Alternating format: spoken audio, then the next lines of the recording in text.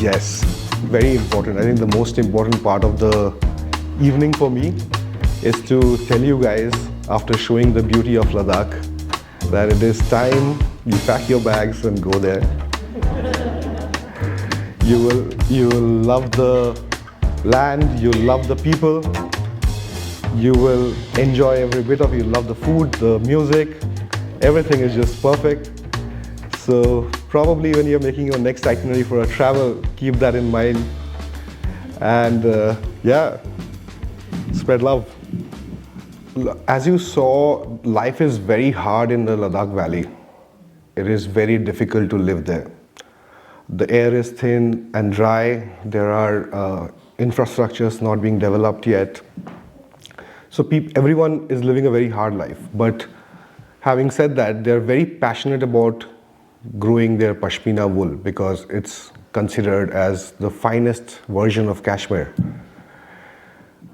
And because of these hardships, the youth are going away because they are not getting any recognition. So it's very important for people to understand where this comes from and in a way keep that in mind when you're making your next purchase, whether you're buying it from the source, which actually in terms helps the communities. I think if we do that and if we keep the stories, it's not, when you're traveling a place, it's not just about the beauty of the place, but the beauty of the people also. Now that you have seen the beauty of Ladakhis, hopefully you'll land up there and have a wonderful time too. In terms of challenges, it is going to happen because it's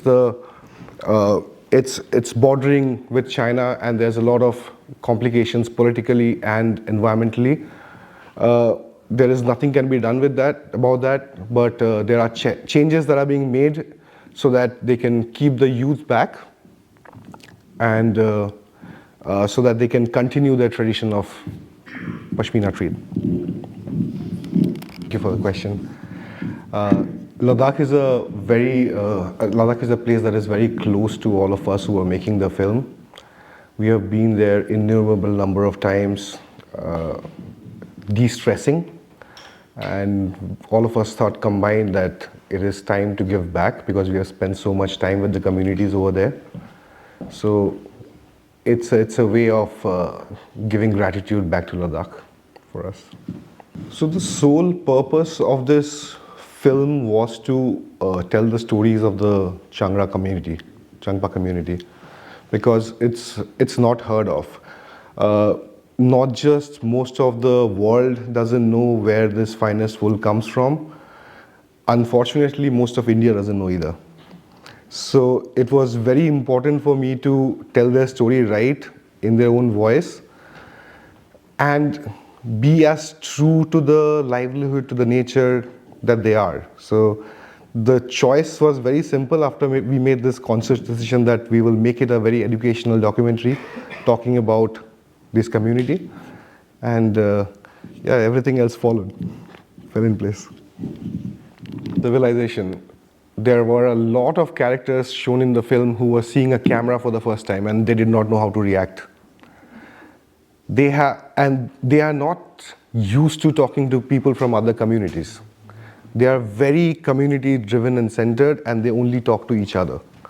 So when an outsider like me or my team, when we go there, they're hesitant in speaking their mind. So we had to make them comfortable. So we had to spend a lot of time with them. We had to go there over and over again to just make them feel easy. And during this process, we realized that the story is beautiful, but if we rely on these people to tell their own stories, the world will not be knowing it. And hence, we decided to structure it out a bit. It's still their story, but we have tried through a narration to structure it out a bit so that their voices are heard.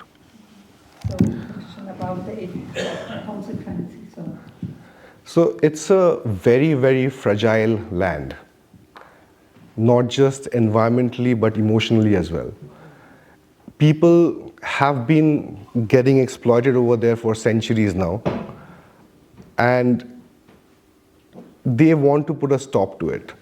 Ladakh has recently got its union territory, became a union territory, it became a different place than Kashmir. It was binded by Kashmir for so long. That is why even if the Pashmina wool was being produced in Ladakh, it was called Kashmir because everybody thought that it's coming from Kashmir.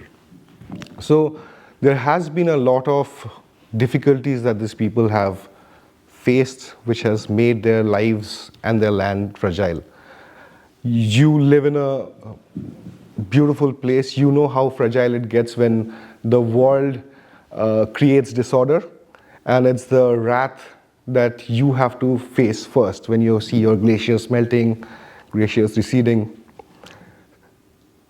So over there, if you come there to spend time with them, and if you come there to participate in their lives, they'll be very open and welcoming. But if you are not following the ethical travel, then it gets difficult for both them and you, because they'll not be responsive enough. It takes time for them to open up. Okay. Is it a paradise? Most definitely is. There is no doubt. Is it perfect? Yes, it is perfect.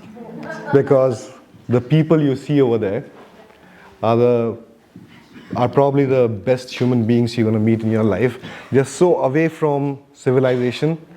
They have a life of their own. They have traditions of their own. Adding that, the smiling bit is because no matter how much it gets hard, no matter how their day is, you will always see them smiling, spreading happiness. They are not complaining about how hard their day is, how hard their life is. It's just positive vibes and energy. So yes, the first answer is yes, it is paradise.